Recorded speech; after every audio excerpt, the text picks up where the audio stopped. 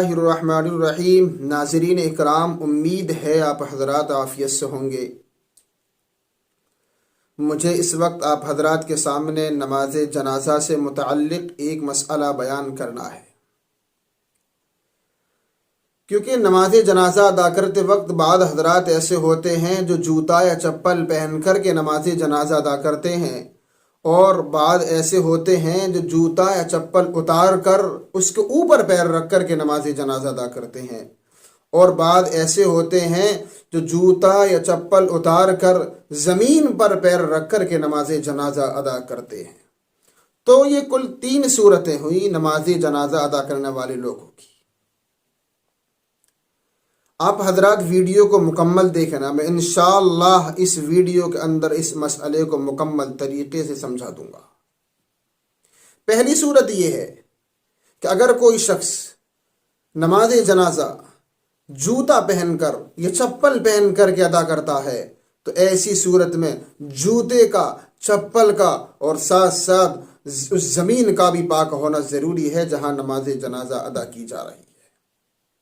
اگر جوتا پاک ہے یا چپل پاک ہے اور زمین ناپاک ہے، اسی طریقے سے جوتا یا چپل ناپاک ہے اور زمین پاک ہے اور وہ ناپاکی بقدر مانے ہے، تو ایسی صورت میں پھر نماز جنازہ درست نہیں ہو سکتی۔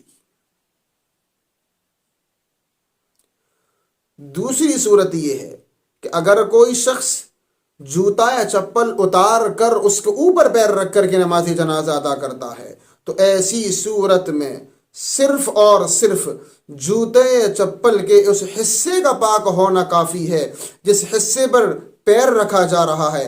اگر تلا ناپاک ہے یا زمین ناپاک ہے تو اس سے نماز پر کوئی فرق نہیں پڑتا، صرف اس حصے کا پاک ہونا کافی ہے جس حصے پر پیر رکھا جا رہا ہے۔